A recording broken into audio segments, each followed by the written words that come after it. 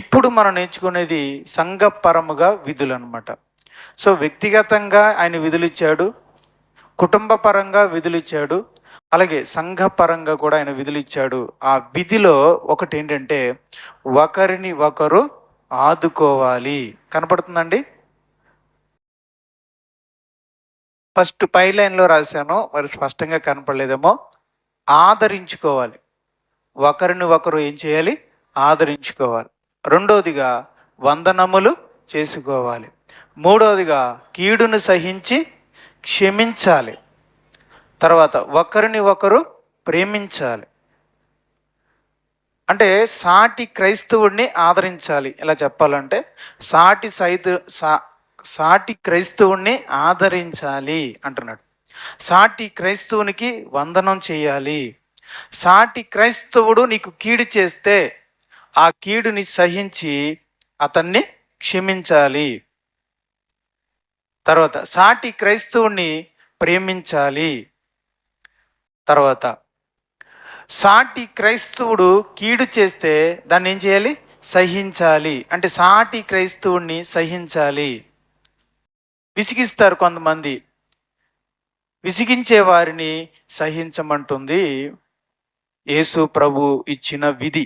ఈ విధి ఏం చెప్తుందంటే, నీ సాటి క్రైస్తవుడు సహోదరుడు సోదరి వల్ల నువ్వు కొన్ని విషయాల్లో ఇబ్బంది పడి ఉండవచ్చు, ఇబ్బంది పడుతున్నావు కూడా. అలానప్పుడు నువ్వు వారిని సహించు. నీ సహోదరుడే కదా, నీ సహోదరియే కదా, సహించు అని చెప్తుంది. తర్వాత సాటి క్రైస్తవుణ్ణి ఏం చేయాలి? హెచ్చరించాలి.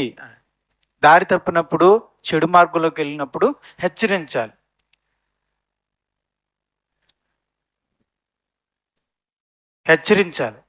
మరి హెచ్చరించినప్పుడు, గద్దించినప్పుడు దాని ఉద్దేశం ఏంటి? మన కాళ్ళ మీద కోపం ఉందని కాదు. ప్రేమగల తండ్రి తన కుమారుణ్ణి గద్దిస్తాడు, శిక్షిస్తాడు, హెచ్చరిస్తాడు. దేవుడు మనల్ని గద్దిస్తున్నాడు, శిక్షిస్తున్నాడు అంటే మన మీద కోపం ఉందన్నా, ప్రేమ ఉందన్నా? అలాగే సాటి క్రైస్తవుణ్ణి మనం హెచ్చరిస్తున్నామంటే, గద్దిస్తున్నామంటే వారి పట్ల మనకేముందని? ప్రేమ ఉందని. ఒకవేళ ప్రేమ లేకపోతే వాళ్ళు ఏమైపోతే మనకేంటి అని మనం అనుకున్నట్లయితే మనం వాళ్ళని హెచ్చరించాల్సిన అవసరం లేదు, వదిలేస్తాం. అలా వదిలేయకుండా పనిగట్టుకుని వచ్చి గద్దించి హెచ్చరిస్తున్నామంటే దాని అర్థం ఏంటి? వాళ్ళ పట్ల ప్రేమ కలిగి ఉన్నాం, వాళ్ళు పాడైపోకూడదు, నాశనమైపోకూడదు అనే భారం ఉంది కనుక హెచ్చరిస్తున్నారు. మరి కొంతమంది మనల్ని హెచ్చరించినప్పుడు మనం కూడా స్వాగతించేలా ఉండాలి. రైట్, వాళ్ళు చెప్పేది, వాళ్ళ హెచ్చరిక న్యాయబద్ధమైంది అన్నప్పుడు, మనం సరి చేసుకోవాల్సింది అయినప్పుడు, వాళ్ళ ప్రేమపూర్వకమైన హెచ్చరికని మనం కూడా ప్రేమపూర్వకంగా తీసుకుని, అవును నేను అలా ఉన్నానే అని మనం కూడా దానికి విధేయత చూపించాలి, తలొగ్గాలి. లేదా నువ్వు నన్ను హెచ్చరించేవాడువా ఏంటి అని మనం వాళ్ళని చిరాకు పడకూడదు. ఒకటి, మనం హెచ్చరించేటప్పుడు ప్రేమపూర్వకంగా ఉండాలి. ఎంత ప్రేమపూర్వకంగా ఉన్నా అది కొంచెం స్ట్రాంగ్గా ఉంటుంది. హెచ్చరించేసరికి వినేవాడికి ఎలా ఉంటుంది? ఎంత మృదుగా చెప్పినా అది గట్టిగానే ఉంటుంది, కొంచెం ఇబ్బంది పెట్టినట్టే ఉంటుంది. నన్ను అంటారా అని. ఇప్పుడు ఉదాహరణకి ఆదివారం ఆరాధనకు రావట్లేదు అని అనుకుందాం. ఎందుకు బ్రదర్ అలాగా మానేస్తావు? ఆదివారం ఆరాధనకు రావచ్చు కదా, సంఘ కొడుకులో పాల్గొవచ్చు కదా, సెమినార్లో పాల్గొవచ్చు కదా, సభల్లో పాల్గొవచ్చు కదా, సంఘానికి సహవాసంలో ఉండవచ్చు కదా అని ఒక సహోదరుడు అన్నప్పుడు అనిపించుకున్నవాడికి ఎలా ఉంటుంది? ఆనందంగా ఉంటుందా, బాధగా ఉంటుందా? నొప్పిగా ఉంటుంది కదండి. ఏంటి సహోదరుడితో అనిపించుకోవాల్సి వచ్చింది ఏంటి అని నొప్పిగా ఉంటుంది. కాబట్టి అలా భావించకుండా దాన్ని స్వాగతించాలి. మనం కూడా అలాంటి వారిని హెచ్చరించాలి. సాటి సహోదరుని హెచ్చరించాలి అని. రైట్, ఇది మనం చేయలేకపోతున్నాం, అంత ధైర్యం చేయలేకపోతున్నాం. మనకు మొహమాటం, తర్వాత ఏమనుకుంటారనో భయం, ఇవన్నీ కూడా. సరే, ఈ విషయంలో మనం ఎదగాలి. మనం అలా హెచ్చరించాలి అంటే మనం ఎలా ఉండాలి? ఏమండి, ఏదో ఒక దేవుని సేవకుడు జోక్ చెప్పాడు. ఏంటంటే ఒక ఆమెను తిడుతుందంట. ఏమని? నీకు బుద్ధి లేదు అసలు, ప్రతి వారం సినిమా వదలకుండా నెలకి 4 సినిమాలు చూసేస్తున్నావు నువ్వు అంటే. అప్పటికి వారానికి ఒకటే వచ్చేది కదా. ఒక విశ్వాసి మరొక విశ్వాసిని తిడుతుందంట. ఏ వారం వదలవు, అన్ని వారాలు సినిమాలు చూస్తావు నువ్వు అని తిట్టిందట. అప్పుడు రైట్ అయిపోయింది. విషయం ఏంటంటే ఈ తిట్టిన ఆవిడ అంటుందండి, నేను అన్నాను అనుకో ఏదో వారానికి 4 వారాలు ఒకసారి చూస్తాను, నువ్వేమో మొత్తం 4 వారాలు చూసేస్తావు, నీకు బుద్ధి లేదు అని అంటుందంట. అలాగే అంటే ఈవిడ వెనకాల ఈమెలో ఒక లోపాన్ని పెట్టుకొని ఎదుటివారి యొక్క లోపాలను ఏం చేస్తుంది, ఎత్తి వారిని తిడుతుంది అనమాట. కాబట్టి అలా కాదు, మనం హెచ్చరించాలి అంటే మనం కూడా హెచ్చరించే స్థితిలో ఉండాలి కదా. మనం మంచిగా క్షేమంగా ఉంటే అప్పుడు దారి తప్పిన వారిని మనం హెచ్చరించగలం. ఇవి మన గతంలో విన్నాం. కిందటి వారం మనం ఏమన్నామంటే తీయవసరం లేదు. ఇక్కడ ఏమనుందంటే హెబ్రీయులకు రాసిన పత్రిక 10:25 వచనంలో దైవ కార్యాల నిమిత్తము సాటి సహోదరుల్ని ఏం చేయాలి, పురుకొల్పాలి. పురుకొల్పడం అంటే రేపటం. పురుకొల్పడం అంటే చిన్నగా ఉన్న వంటని పెద్దదిగా చేయటం. కొంతమంది స్లోగా ఉంటారు విశ్వాసంలో, దేవుని పని చేయడంలో. వారిని కొంచెం మోటివేషన్ చేస్తే వాళ్ళు బలంగా వెళ్తారు. కనుక దేవుని పని చేయటం విషయంలో సాటి సోదరుల్ని పురుకొల్పాలి. కొంతమందికి చూడండి, పిల్లలు మంచిగా చదివే జ్ఞానం ఉంటుంది, కానీ వాళ్ళు చదవరు. వాళ్ళకి ఏం చేయాలి, టీచర్స్ రే చదవండిరా చదవండి అంటూ ఉంటారు. అప్పుడు వాళ్ళు చదువుతుంటారు. టెస్టులు పెట్టాలి, పరీక్షలు పెట్టాలి, ఫెయిల్ అయిపోయారు ఊరుకొని అని అంటారు. ఇవన్నీ ఏంటనమాట, వారిని ప్రోత్సహించడం, పురుగొల్పుతారనమాట. అప్పుడు చదువుతారు పిల్లలు. నిజంగా ఒక క్లాసులో ఎవ్వరూ చెప్పకుండానే వాళ్ళంతటా వాళ్ళు చదివే వాళ్ళు ఎంతమంది ఉంటారు, చాలా తక్కువ మంది ఉంటారు, ఒకరో ఇద్దరు ఉంటారు. సగానికి పైగా మిగతా వాళ్ళందరూ చదవని వాళ్ళే ఉంటారు. కానీ మిగతా వాళ్ళందరూ కూడా ఎలాంటి వాళ్ళు అంటే టీచర్ గారు ప్రోత్సహిస్తేనే కానీ చదవరు, భయపెడితేనే కానీ చదవరు, పరీక్షలు పెడితేనే కానీ చదవరు, ఫెయిల్ అయిపోతే ఊరుకోను అని హెచ్చరిస్తేనే కానీ చదవరు. అలాంటి వాళ్ళు అందరూ ఎలాంటి వాళ్ళు, నేను అలాంటి వాడిని. నాకు కొంచెం భయం పెడితేనే చదువుతాను, వెనకాల నుంచి తొయ్యాలన్నమాట నన్ను నా చదువు విషయంలో. లేదంటే తర్వాత చూద్దాంలే, ఆ పరీక్షలు వచ్చి అమ్మో పరీక్షలు వచ్చినాయి అని. అంటే ఏదో పరీక్ష వస్తేనే కానీ టీచర్ గారు రే ఈ సాయంత్రం తోలు తీసేస్తాను రా అంటేనే కానీ లేదు. సో అలా కొంతమంది క్రైస్తవుల జీవితాన్ని, భక్తిని ప్రోత్సహించాలి. అలాంటి వాళ్ళని పురుకొల్పడం, ప్రోత్సహించడం మన విధి. బలహీనులు వాళ్ళు దేవుని పని చేయడానికి కానీ, దేవుని భక్తిలో కొనసాగడానికి కానీ, విశ్వాసంలో బలపడడానికి కానీ కొంతమందిని ప్రోత్సహించాల్సి ఉంటుంది. మీరు ఎప్పుడైనా, ఈ మాట మనం విన్నాం, మీరు ఎప్పుడైనా ఎవరినైనా ప్రోత్సహించారా?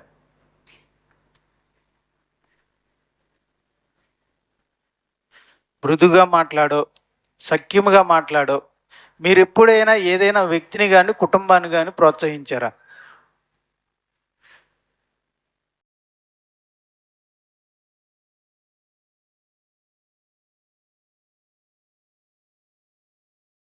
మీరు ఎప్పుడైనా ఒక సాటి సహోదరుని లేదా సోదరిమణ్ణి హెచ్చరించగలిగారా? తప్పుదారిలో నడుస్తున్నావు అని మీరు అనగలిగారా? చూడు, ఆ స్థితిలో లేరంటే రావాలి, మరి ఆ స్థితిలోకి రావాలి. తర్వాత రోమాపత్రిక 12:10 మనం చూసినప్పుడు, రోమాపత్రిక 12:10 మనం చూసినప్పుడు అక్కడ ఏముందంటే సాటి సహోదరుని మనకంటే గొప్పగా సహోదర ప్రేమ విషయంలో అక్కడ చదువు. సహోదర ఘనత విషయంలో ఒకరినొకరు గొప్పగా ఒకరు గొప్పగా ఎంచుకోవాలి. రైట్. ఇప్పుడు నేను అడుగుతున్నాను, నేను మిమ్మల్ని నాకంటే గొప్పవారిగా ఎంచాలి ఘనత విషయంలో. అంటే నాకంటే మీరు గనులు అని నేను భావించాలి. అంటే దాని ఉద్దేశం ఏంటి, మీకంటే నేను ఘనత విషయంలో తక్కువ అని నేను భావించాలి. మిమ్మల్ని ఎక్కువ అని భావిస్తున్నానంటే నేను తక్కువ అని భావించమని బైబిల్ చెప్తుంది. ఓ క్రైస్తవ సోదరుడా, యేసు ప్రభు ఇస్తున్న విధి ఏంటంటే నీవు నీ ఎదుటి వారిని ఘనత విషయంలో నీకంటే గొప్పవాడు అని భావించు. అదే సమయంలో వారికంటే నువ్వు చిన్నవాడవన్న విషయాన్ని భావించు. అంగీకరించు అని బైబిల్ చెప్తుంది అనమాట. ఇక్కడ ఒక విషయాన్ని చెప్పి నేను ముందుకెళ్తాను. అదే రోమాపత్రిక 12వ అధ్యాయము 3వ వచనం.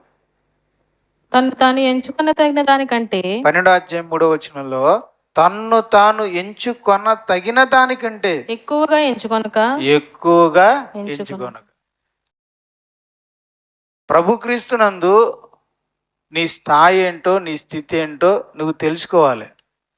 దానికి మించి నిన్ను నీవు ఎక్కువగా ఎంచుకోకూడదు. నీ వయసు, నీ అనుభవం, నీ జ్ఞానం, నీ స్థాయి ఏంటో చూసుకో. ఎందుకు అంత ఎక్కువగా ఊహించుకుంటే అది నీకు సమస్య అవుతుంది.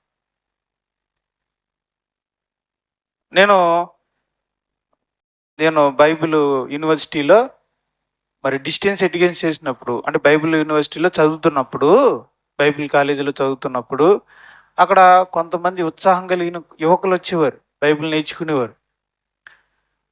అక్కడ ఇంచుమించు 8 తరగతులు ఉంటాయి, 8 సంవత్సరాలు చదవాలి.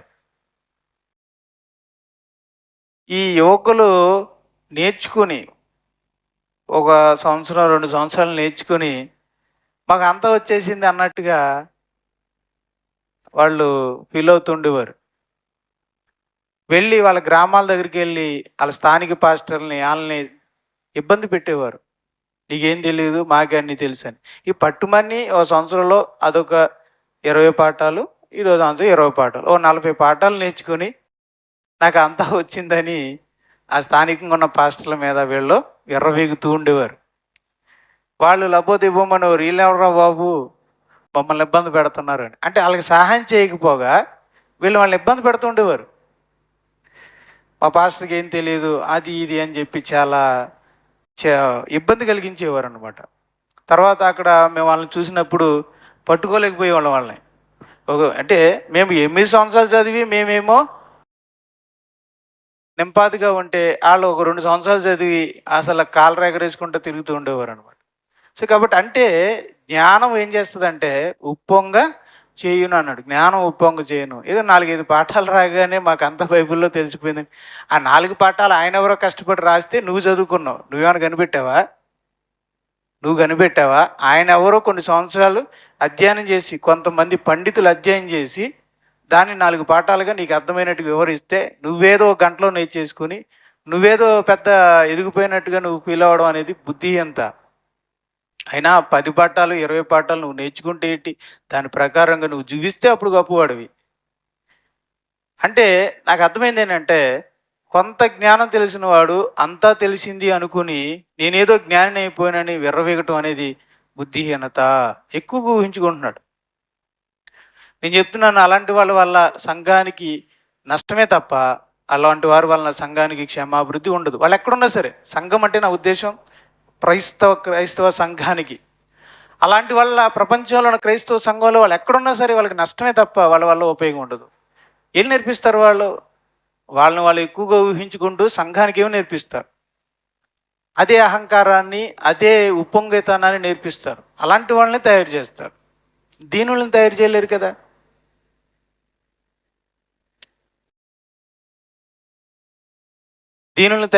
కదా. తగ్గింపు కలిగిన వారిని తయారు చేయలేరు కదా. కాబట్టి నాకు అర్థమైంది ఏంటంటే, అక్కడ నేను సీనియర్స్ని చూసేవాడిని. అదే బైబిల్ కాలేజీలో సీనియర్స్ని చూసేవాడిని. వాళ్ళు అధ్యాపకులు, మంచి సబ్జెక్ట్ కలిగిన వాళ్ళందరూ, బైబిల్ని స్వయంగా అధ్యయనం చేసిన వాళ్ళందరూ కూడా వాళ్ళు ఎంత తగ్గింపుగా ఉంటారో, ఎంత దీనులుగా ఉంటారో. అప్పుడు నాకు అర్థమైంది అనమాట. కొంచెం ఉన్నవాడేమో మిడిసి పడతా ఉంటాడు, అన్నీ తెలిసినవాడేమో అణిగి ఉంటాడు. వాళ్ళంతా సింపుల్గా ఉండేవారు. నేను ఎలాంటి వాళ్ళని ఎన్నుకుంటానంటే అలాంటి వాళ్ళని ఎన్నుకుంటాను. నాకు అన్నీ వచ్చు అని వెర్రవీగేవాడిని నేను జోలికి రానివ్వను. ఎందుకంటే వాడి వల్ల ప్రమాదం. నాకు జ్ఞానిని, నాకు అంతా తెలిసి అనుకునే ఉప్పొంగేవాడు సంఘానికి ఎప్పుడు ప్రమాదం. దీనుడిగా ఉండేవాడు, అన్నీ తెలిసినా దీనుడిగా ఉండి ప్రవర్తన కలిగిన వాడే గొప్పవాడు. ఆయనకి పేరు లేకపోవచ్చు, ఘనత లేకపోవచ్చు, పబ్లిసిటీ లేకపోవచ్చు, ఫేస్ వాల్యూ లేకపోవచ్చు, కానీ హెవెన్లీ వాల్యూ ఉంది అతనికి. పరలోకపు విలువ కలిగిన వాడు. మీకు లోక సంబంధి దృశ్యమైన వాటిని చూస్తాడు, ఆత్మ సంబంధి పరలోక సంబంధి అదృశ్యమైన వాటిని చూస్తాడు. కనుక మనం స్పీకర్స్ని కూడా చూసేటప్పుడు దృశ్యమైన వాటిని చూడకూడదు, అదృశ్యమైన వారిలో ఉన్న ఆత్మీయతని మనం చూడాలి.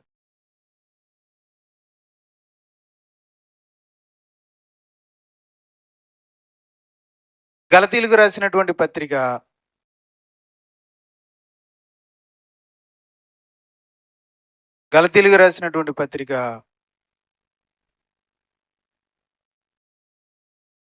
6వ అధ్యాయము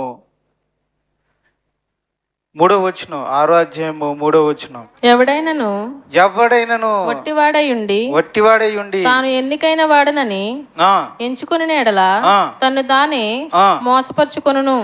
నువ్వు వాడు వట్టివాడై ఉండి ఏమనుకుంటున్నాడు, నేను ఎన్నికైన వాడిని, లేదా ఇంత గొప్పవాడిని, లేదా ఉదాహరణకి నువ్వు సామాన్యమైన విశ్వాసివి, క్రైస్తవుడివి, కానీ నువ్వేమనుకుంటున్నావు, నేను సంఘ పరిచారకుడిని, సంఘానికి కాపరిని, సంఘానికి అధ్యక్షుడిని, నేను అంతటి లెవెల్ నాది అని నువ్వు అనుకుంటున్నావంటే నువ్వు మోసం చేసుకున్నావు అని అర్థం. నీ లెవెలేమో సహోదరుని లెవెలు, ఒక సామాన్యమైన విశ్వాసివి నువ్వు, కానీ నీ ఊహలన్నీ ఎలా ఉన్నాయంటే నా లెవెలు, నా టాలెంట్ ఇవన్నీ చూస్తే నేను సంఘానికి అధ్యక్షుని అవ్వాల్సిన వాడిని, గొప్ప స్పీకర్ అవ్వాల్సిన వాడిని అని. అలాంటి ఊహాగానాల్లో బతికిన వాళ్ళమే మేము అందరం కూడా. ఎలా ఉంటుందంటే మనకి కాస్త విశ్వాసంలో, జ్ఞానంలో, ఆత్మీయతలు అభివృద్ధి చెందేసరికి నా అంతటోడు ఎవరు లేరు, నేను చాలా గొప్పవాడిని, నా అంతటి ప్రసంగికుడు ఎవరు లేడు అని మనం అనుకుంటాం అనమాట, ఎక్కువగా ఊహించుకుంటాం. బైబిల్ చెప్తుంది అలా ఎక్కువగా ఊహించుకుంటే ఎవరిని మోసం చేస్తున్నావు, నిన్ను నువ్వే మోసం చేసుకున్నావు. నిన్ను నువ్వు ఎక్కువ ఊహించుకున్నావంటే, నిన్ను ఎక్కువగా ఆలోచించుకుంటున్నావంటే నువ్వు మోసపోతున్నావు. ఎలా మోసపోతావు? ప్రభు ఇచ్చిన విధిని నువ్వు వ్యతిరేకిస్తున్నావు. నిన్ను నువ్వు ఎక్కువగా ఊహించుకున్నాడు ఎవడైనా సరే ఎదుటి వారిని గొప్పగా ఎంచగలడా? ప్రభు ఇచ్చిన ఆజ్ఞ ఏంటి? సాటి సహోదరుని గొప్పగా భావించాలి, తన్ను తాను తక్కువగా భావించాలి. మరి ఎక్కువగా ఊహించుకున్నవాడు ఈ విధిని పాటించగలడా? ఎలా పాటించగలడు? కాబట్టి అలానిది ఈ స్థితిలోకి రావడం చిన్న విషయం కాదు. ఈ మార్పు రావాలి అంటే హృదయాంతరంలో మారు మనసు పొందాలి, పరివర్తన చెందాలి, సత్యాన్ని తెలుసుకోవాలి. ఏంటి ఆ సత్యం అంటే జ్ఞానంతో తలకాయ నిండిపోవడంతో కాదు, పరిశుద్ధాత్మకు లోబడి వినయ విధేయతలు కలిగి దేవుని చిత్తానికి తమను సమర్పించుకోవడం. అసలు క్రొత్త నిబంధన యొక్క సత్యం ఏంటో తెలుసుకోవాలి. ఆ సత్యం తెలుసుకుంటే పాత నిబంధన తిరగేస్తే కొత్త నిబంధన అవుతుంది. నన్ను తలగా చేసావు, తోగ్గా చేయలేదు అన్నాడు. ఎక్కడ? పాత నిబంధన. తిరగాయి ఇప్పుడు, నువ్వు తిరగేయాలి. తిరగైతే ఇప్పుడు తలగా కాదు, నేను ఎక్కడ ఉండాలి? కింద ఉండాలి, పాదాల కాడ ఉండాలి. అది పాత నిబంధనకి క్రొత్త నిబంధనకు ఉన్న తేడా తెలియాలి మనకి. క్రొత్త నిబంధన యొక్క సత్యం ఏంటి, సారాంశం ఏంటి, దాని మూలం ఏంటి మనకు తెలియాలి. అక్షరాలు కాదు, ఏం చెప్తుందో దాని సారాంశం ఏంటి. క్రొత్త నిబంధన యొక్క సారాంశం ఏంటి అని అంటే నువ్వు గొప్పవాడు అయిపోవాలి అనేది కాదు, ఇతరుల కంటే నిన్ను నువ్వు తగ్గించుకోవాలి. ఎంత దీనుడు అయితే నువ్వు అంత క్రొత్త నిబంధనలోకి వస్తున్నావు అని అర్థం. ఇతరుల్ని ఎంత గొప్పగా ఎంచగలుగుతున్నావు అంటే నువ్వు అంత క్రొత్త నిబంధనలోకి వస్తున్నావు అని అర్థం. నువ్వు ఎంత ఎక్కువ ఊహించుకున్నావంటే నువ్వు అంత పాత నిబంధనలోకి వెళ్ళిపోతున్నావు అని అర్థం. నువ్వు ఎంత తగ్గించుకున్నావంటే అంత కొత్త నిబంధనలోకి వస్తావు. అంత తేడా ఉంటుంది. అందుకే బైబిల్ అంటుంది, ఎవడైనా నువ్వు ఒట్టివాడివయ్యండి నిన్ను నువ్వు ఎక్కువగా ఎంచుకున్నట్లయితే నిన్ను నీవు మోసపరుచుకుంటున్నావు అన్నట్టు. కనుక ప్రియమైన దేవుని వారలారా, నేను అందరూ ఇంత కష్టపడి ఈ పరిచర్య ద్వారా నేను ఎలాంటి వారిని తయారు చేయాలి? 2 కొమ్ములు పైకి ఇలాగ పెద్దగా పెరిగిన ఒక మేకపోతుల్లాగా తయారు చేయాలని నేను అనుకోవట్లేదు. ఏ కొమ్ములు లేని గొర్రె పిల్లల్లాగా తయారు చేయాలని నేను నా పరిచర్య ద్వారా వచ్చే ప్రొడక్ట్ ఉత్పత్తి ఎలా ఉండాలంటే 2 బలమైన కొమ్ములు వేసుకున్న మేకపోతుల్లాగా ఉండాలని నేను కోరుకోవట్లేదు.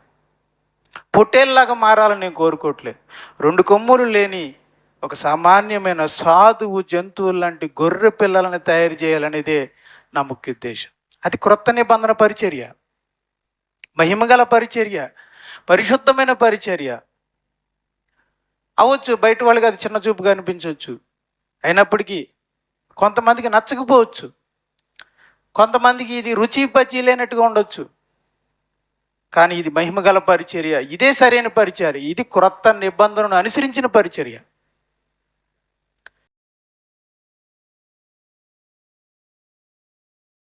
ప్రియమైన దేవుని వారలారా, ఒకవేళ మన హృదయాల్లో అటువంటి భావన ఉంటే తీసేసుకోవాలి. నేను ఆ విషయంలో పెనుగులాడాను, నేను నిజాయితీగా ఒప్పుకుంటున్నాను, ఈ విషయంలో పెనుగులాడాను. నన్ను మీకంటే తక్కువగా ఎంచుకోవడానికి నా హృదయంలో పెనుగులాట. ఎవరెవరిని తగ్గించుకుంటారండి? నిజానికి ఏదో చెప్తాం వాక్యం, నిజానికి ఎవరు చెప్తాం? ప్రాక్టికల్గా వచ్చేసరికి ఎవరు తగ్గించుకుంటారు? ఈ సమాజం ఎలాంటిదంటే నేను ఎదుటివారి కంటే గొప్పోణ్ణి అనిపించుకోవడానికి ప్రయత్నించే సమాజం అది. అలాంటి సమాజంలో బ్రతికిన మనం ఎదుటివారి కంటే నేను తక్కువ, ఎదుటోడే నాకంటే ఎక్కువ అని భావించే స్థితికి రావడం సులువు అంటారా? సులువు కాదు. దాని విషయంలో హృదయంలో మనం పెనుగులాడాలి. ఆ స్థితి మనకు వచ్చేదాకా మనం కష్టపడాలి. చూద్దాం, ఎఫెసీయులకు రాసిన పత్రిక 6వ అధ్యాయము.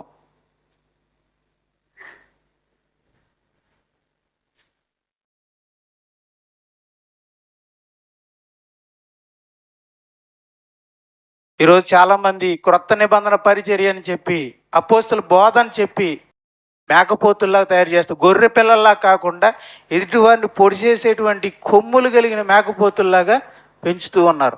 చెప్తున్నారండి, క్రొత్త నిబంధన పరిచర్య అని చెప్పి మేకపోతుల్లా తయారు చేస్తున్నారు. ఎవరి మీదకి తలతే అంటున్నారు, పొడి చేస్తాను అంటున్నారు. ఇదే నువ్వు నేర్చుకున్నదే? ఇదే క్రొత్త నిబంధన పరిచర్య?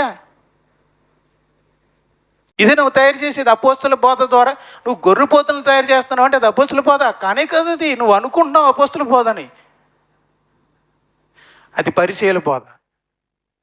అపోస్తుల బోధ అయితే నువ్వు గొర్రె పిల్లల్ని తయారు చేయాలి, దీనుణ్ణి తగ్గింపగలిగిన వాడిని తయారు చేయాలి, సాధువుగా చేయాలి, మృగంగా కాదు. నువ్వు మృగంగా తయారు చేస్తున్నావంటే, మనుషుల్ని సమాజానికి సంఘానికి ప్రమాదకరంగా మారుస్తున్నావంటే ఖచ్చితంగా అది పరిచర్యల బోధ, పరిశుద్ధుని బోధ కాదు. పరిశుద్ధుని బోధ అపోస్తుల బోధ అయితే ఇదిగో ఈ సంఘంలో ఎలాగైతే గొర్రె పిల్లలుగా మారుస్తున్నారో అలా మారుస్తారు. ఈ సంఘంలో ఎలా మారుస్తున్నాను చూడండి, ఎవరినైనా ఎలా మారుస్తున్నాను చూడండి. కాబట్టి చూడండి, ఈ సంఘంలో ఎవరైనా సరే ఎలా ఉంటారు? ప్రమాదకరంగా ఎవ్వరు ఉండరు. సాటి సంఘానికి క్షమాభివృద్ధి కలిగించేలా ఉంటారు. వీళ్ళైతే తీసుకొస్తారు, సమాధానంగా ఉంటారు, గొడవ పడరు. ఎందుకని? అపోస్తుల బోధ ఇది, పరిశుద్ధిని బోధ ఇది, క్షమాభివృద్ధి కలిగించే బోధ ఇది. మోసపోకండి. అపోస్తుల బోధ అని చెప్పి పరిచర్యల బోధని ఇంజెక్ట్ చేస్తున్నారు. మోసపోవద్దు. ప్రియమైన దేవుని వారలారా, సమాజంలో చాలా ఇబ్బందికరంగా ఉందండి. ఓ పక్కనేమో అసత్యమైన బోధ. ఎటువంటి బోధలో? ఆశీర్వాదాలు ఉంటాయని, దీవెనలు ఉంటాయని, మేలులు చేస్తాడని, అప్పులు తీరతాయని ప్రలోభ పెట్టే బోధలు ఒకవైపు, ఇష్టం వచ్చినట్టు ఎలా బ్రతికినా పర్వాలేదు అనుకునే బోధలు మరొక వైపు. ఒకవైపున సత్యం తెలుసు, జ్ఞానం తెలుసుకున్న వాళ్ళేమో అలా అన్న వాళ్ళు ఏమైనా మంచిగా చేస్తున్నారంటే వాళ్ళు ఏం చేస్తున్నారు? వాళ్ళేదో వాళ్ళ కోణంలో వెళ్ళిపోతున్నారు, అతివాదంలోకి వెళ్ళిపోతున్నారు, ఉగ్రవాదంలోకి వెళ్ళిపోతున్నారు, మనుషుల్ని మత పిచ్చితో నింపుతున్నారు. నేను చెప్తున్నాను, ఈరోజు ఎవరైతే యేసు ప్రభు ఒక మాట అన్నాడు శాస్త్రుల పరిచర్యలతో, మీరు జ్ఞానమను తాళపు చెవిని ఎత్తుకుని పోయారు, మీరు ప్రవేశించరు, మరొకరిని ప్రవేశింపనివ్వరు. శాస్త్రులు పరిచయులారా, రాబోయే ఉగ్రతను మీరు అలాగ తప్పించుకోగలరు. ఈరోజు చాలామందికి జ్ఞానం అనే తాళం చేయి ఉంది వాళ్ళ దగ్గర. ఉంది, నిజంగా వాళ్ళ దగ్గర ఉంది. పరిశీలన శాస్త్రుల దగ్గర జ్ఞానం అనే తాళం ఉంది, కానీ దాన్ని వాళ్ళు బిగబెట్టేశారు. దేవుని రాజ్యంలోకి మరొకరిని ప్రవేశించకుండా ఆటంకపరుస్తున్నారు.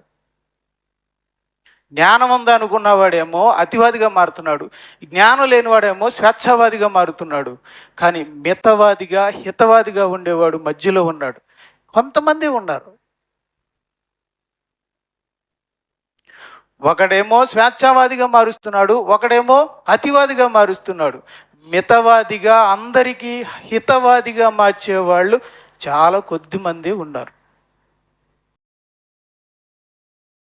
చాలా ఇది పరిచర్య ఈరోజు చాలా ఇబ్బందికరంగా ఉందండి.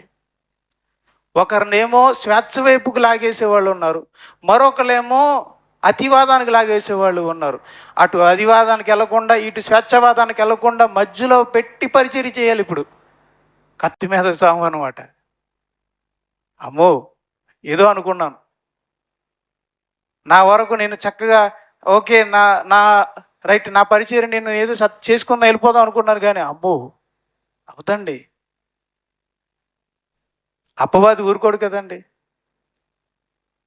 అపవాది ఊరుకోడు. ప్రియమైన దేవుని వారలారా, చాలా గమనించండి.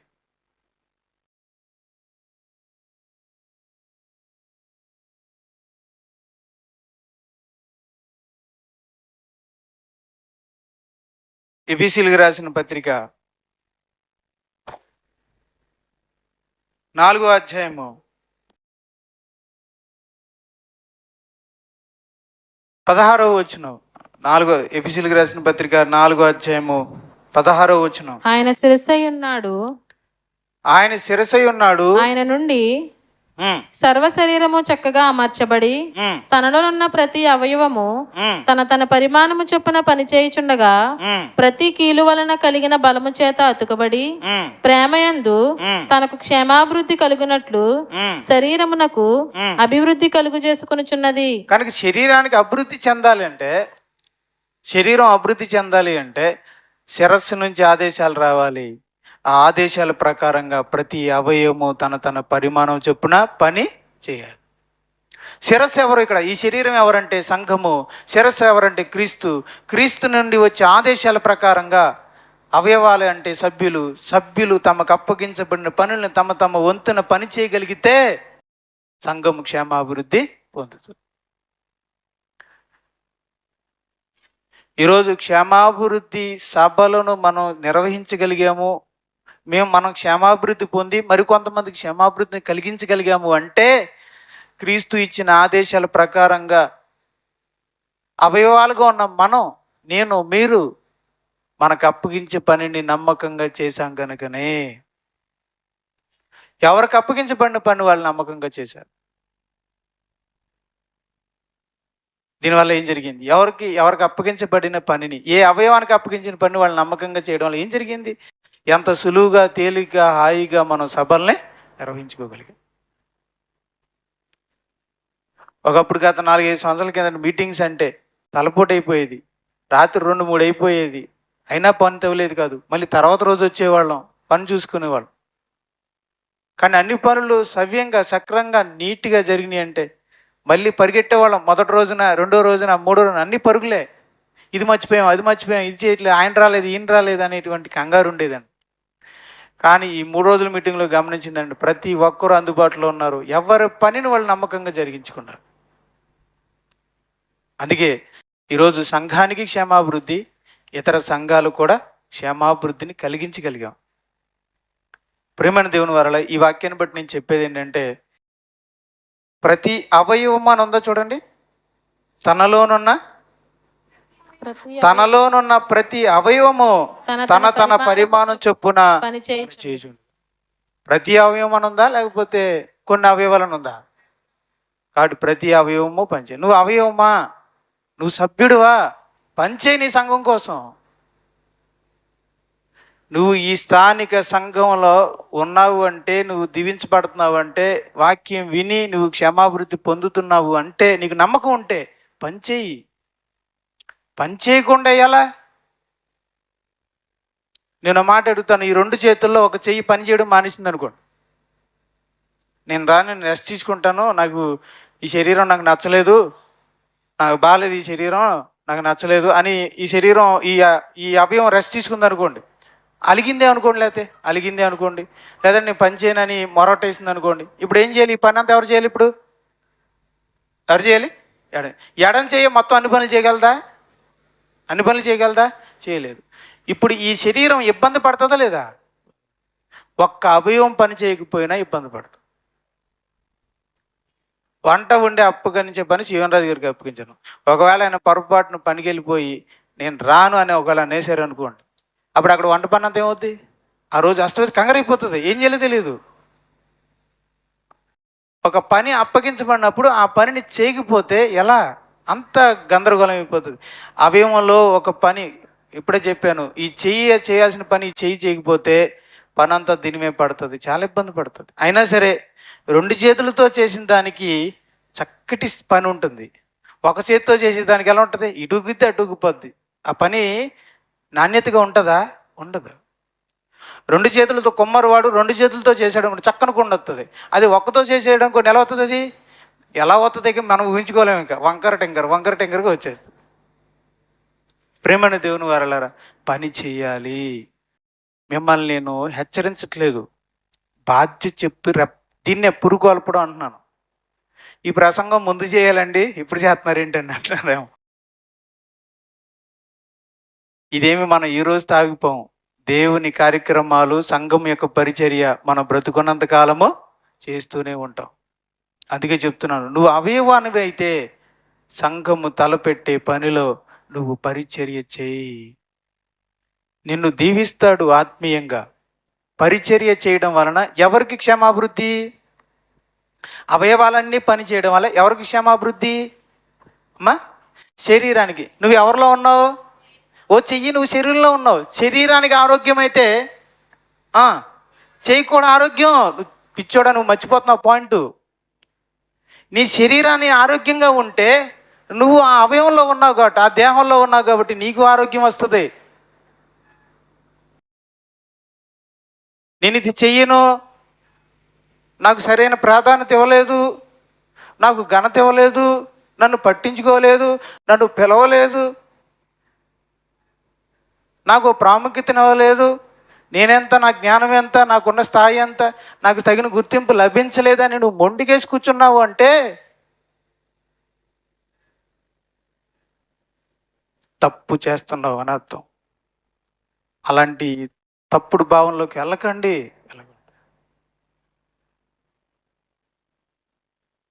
ఒక ఆయన్ని మనం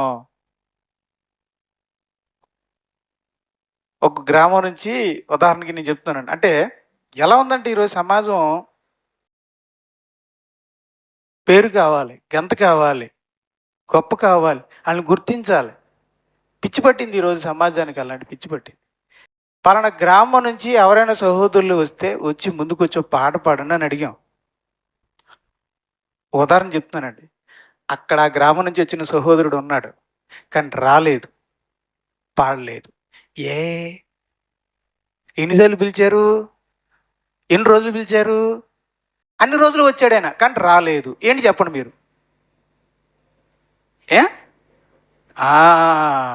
ఏంటి? పేరు పెట్టి పిలవాలి. అది పలానా సహోదరులు వచ్చి పాడాలని కొంచెం పొగడాలన్నమాట, గుర్తింపవాలి, పేరు వినబడాలి, పేరు వినబడాలి. ఆ పేరు, అలాంటి యాటిట్యూడ్, అటువంటి మెంటాలిటీ అసలు ఏమైనా ఉంటుందా? మీరు ఎవ్వరు విషయం తెలుసా? నేను నా కుటుంబం కలిసి ఒక పాట పాడాం, తెలుసా మీకు? చాలామందికి తెలియకపోవచ్చు. ఎందుకో తెలుసా? మేము ఎప్పుడు పాడామో తెలుసా? 2వ పాటే పాడేసాం. మీరు అప్పటికి వచ్చే ఉండరు, మీరు అప్పటికి ఒక పాట పాడేసాం మేము. ప్రేమని దేవుడు ఎందుకు పాడాలి? సంతోషం కదండి. దేవుని సభల్లో పాడడం గొప్ప. అది ఎవరు ఎప్పుడైతేనే మనం పిలిస్తేనే, పిలవకపోతేనే. ప్రభుదాస్ గారు మాకు కూడా పాటకు అవకాశం ఇవ్వండి నేను అడిగానండి. నేను అడిగాను ప్రభుదాస్ గారు, నాకు కూడా పాట ఉండే అవకాశం ఇవ్వండి అని అడిగితే అప్పుడు ఆయన ఇచ్చారు. ప్రేమని దేవుని వారలారా, అందులో తప్పే ఉంది. మన మా ఊర్లో కొట్టాళ్ళలో మీటింగ్స్ పెట్టారు. మీటింగ్స్ 6ంటికి వెళ్ళిపోయాను, మొదలెట్టేస్తారేమోనని. తీరా చూస్తే వాళ్ళు 6:30 దాకా మొదలెట్టలేదు. సర్లే 6:30కి మొదలెట్టారు. ఒక్కడు రాల. 8 నుంచి మొత్తం మొదలెట్టారండి అక్కడ. మనకు పాటలు అయిపోతాయి ఆ టైంకి. 8ంటికి మొదలెట్టారు వాళ్ళు మొత్తం మెల్లగా ఒక్కొక్కరు. నేను 6:30కి వెళ్ళి కూర్చున్నా, ప్రారంభ ప్రార్థన చేసేసాం. ఎవరు లేరు. అప్పుడు నేను అన్నా, ఆ అవకాశం ఏది నాకు ఇచ్చేయండి, నేను పాడతానన్నా. ఓ పాట పాడాను. ఒక్కరు లేరు అప్పటికి. నేను పాట పాడేసరికి ఒక్కరు లేరు. కానీ నేను ఎంత సంతోషంగా పాడానంటే, చక్కగా దేవుడు నాకు ఇచ్చిన అవకాశం అని పాడేసాను అనమాట. జనాలు ఉండాలేంటండి? జనాలు ఉండాలేంటి? మనం పాడేది ఎవరి కోసం? ప్రభు కోసం. ప్రభు పరలోకం నుంచి చూస్తున్నాడు, మంచి సౌండ్ సిస్టమ్ ఉంది, పాడేయడమే. ఎప్పుడైతేనే స్టార్టింగ్లో అయితేనే మధ్య. కొంతమందికి స్టార్టింగ్లో పిలిస్తే కుదరదు. మంచి జనం వచ్చి పీక్ లెవెల్లో ఉన్నప్పుడే ఇవ్వాలి. అప్పుడు పాడితేనే పాట, స్టార్టింగ్లో పాడితే పాడు కదా. ప్రియమైన దేవుని వారు, అలాంటి యాటిట్యూడ్స్ సమాజంలో కనపడుతున్నాయి. ఇది ఎందుకు చెప్పానంటే, మీలో ఉన్నాయో లేదో నాకు తెలియదు, మీ హృదయాల్లో ఉన్నాయో లేదో నాకు తెలియదు, కనపడలేదు నాకు. ఉన్నాయని చెప్పట్లేదు, రాకూడదని చెప్తున్నాను. బయట సమాజంలో ఉన్న ఈ యాటిట్యూడ్స్ క్రీస్తు సంఘంలోకి రావడానికి వీల్లేదు. మొదటి నుంచి రావడానికి ప్రయత్నించట్లేదు. ఆ విషబీజాలు ఒకవేళ మీలోకి పాకుతాయేమో, ఈ చేదైన వేరు మీలోకి వ్యాపిస్తుందేమో. దయచేసి అటువంటి యాటిట్యూడ్స్ రాకున్నావు. మనలోకి కానీ వచ్చినాయి అంటే మన పిల్లల్లోకి కూడా వస్తాయి. అక్కడ తాగిపోద్దా? ఆ యాటిట్యూడ్ మన తాగిపోద్దా? తర్వాత మన పిల్లలు కూడా వస్తాయా? పిల్లలు కూడా వస్తాయి. వాళ్ళు కూడా అలుగు కూర్చుంటారు. అప్పుడు ఏం చేయాలి? అలిగి అటుకెక్కినోడు ఏం చేయాలి? అటుకి నుంచి దింపాలి. ఎవరు పడతాడండి ఈ బాధ? ఎవరు పడతారు ఈ బాధ? కాబట్టి అలగడాలు, గుర్తింపు కోరడాలు, గుర్తింపు ఇస్తేనే పని చేస్తాను అనడాలు, నేను ఏనా ఈ పని చేయడమా అనడాలు అనొద్దు. మీరు గారు అన్నారనుకోండి, నేనే ఆ పని చేసేస్తాను, అది అర్థమైందా? మీరు ఎవరైనా ఇది నేను చేయను అని అన్నారంటే తెల్లారి నేను పెట్టేస్తాను చీపురి, అర్థమవుతుందా? అప్పుడు మీకే పరువు నష్టం. పలానా సంఘంలో అంటే సువార్థికులే చేసుకుంటున్నారంట అంటే అది ఎవరికి అవమానం? నాకా? మీకే అవమానం అది. ఎంతమంది సంఘంలో ఉండి సువార్థికుడు చేసుకోవాల్సిన పరిస్థితి వచ్చింది పాపం అనుకుంటారు. కాబట్టి ఏ పని చేయడానికైనా సిద్ధపడాలి, చక్కగా పని చేయాలి, కష్టపడాలి, పని చేయాలి. అక్కడ ఏమనుంది? ప్రతి అవయవము తన తన పరిమాణము చొప్పున పని చేయుచుండగా శరీరము క్షేమాభివృద్ధిని కలుగు చేసుకుని. సంఘానికి, శరీరానికి క్షేమాభివృద్ధి కలగాలంటే అవయవంగా నువ్వు పని చేయాలి. అప్పగించబడిన ఏ పని అయినా సరే, అది చిన్నదైనా పెద్దదైనా నమ్మకంగా చెయ్యి, సమయానికి వచ్చి చెయ్యి. సీఎం రాజు గారు 6ంటికి వస్తే వంట పని ఏమవుద్ది? ఆయన 6ంటికి వస్తే వంట పని ఎప్పుడవుద్ది? ఇంకా సమయానికి రావాలి. అంటే ఉదాహరణకు చెప్తున్నానండి బ్రదరు, చెప్తున్నాను. అంటే ఏ సమయానికి రావాలి? 2ంటికి రావాలి. ఆయన అయితేనే కదా 5ంటికల్లా అవ్వగలుగుతుంది. ఆయన 6ంటికి వస్తే ఎప్పుడు ఉంటుతాడు? ఆయన ఎప్పుడు వడ్డిస్తాడు? సమయానికి రావాలి, ముందు రావాలి అందరూ. ఇది నేను మీకు ప్రేమపూర్వకంగా చెప్తున్నాను. ఒకవేళ మీలో ఈ లోపాలు ఉండుంటే నెక్స్ట్ పరిచర్యకి సరిదిద్దుకోండి, అవన్నీ సరి చేసుకోండి. చక్కటి అవయవాలుగా పనిచేసేవారుగా మారాలని కోరుతూ, నాలో ఉన్న లోపాలని నేనేమన్నా ఎక్కడైనా ఉంటే నేను సరి చేసుకుంటాను. ఎక్కడైనా నేను వెనకబడి ఉంటానేమో చూసుకోవాలి. ఈ మీటింగ్స్లో మనం పరీక్షించుకోవాలి. నా ప్రసంగం ఎలా ఉంది? నా వాక్య సందేశం ఎలా ఉంది? నేను ఇతరులతో ప్రవచన విజయం ఎలా ఉంది? లేదా అతిగా ప్రవర్తించానా, తక్కువ? నేను చాలా గమనించుకుంటానండి. నేను సభలో లాస్ట్ ఇయర్ నేను మాట్లాడినప్పుడు చాలా కలవరానికి గురయ్యాను. నేను అతిగా మాట్లాడానా, స్పీడ్గా మాట్లాడాను, అతిగా మాట్లాడాను, ఎంత ఏమంటారు దాన్ని, తర్జన భర్జన పడ్డాను అనమాట. అందుకే ఈసారి ఏం చేశానంటే శ్యాంబాబు గారికి ఇచ్చేసాను, బాబు మీరే చెప్పండి అని. ఎందుకంటే అప్పుడు దాకా ప్రసంగం చెప్పి ఒకసారి మాట్లాడాలనేసరికి ఏం మాట్లాడతామో మనకే తెలియదు. ఆ ఎమోషన్లో ఏదైనా మాట్లాడతాను నేను అని చెప్పి నేను శ్యాంబాబు గారికి ఇచ్చాను. సరే అండి, ఓకే. ఆయన చెప్పారు పెద్దవారిగా. ఈ మాటలన్నిటినీ దేవుడు దీవించి ఆశీర్వదించును గాక. ప్రార్థన చేసుకో.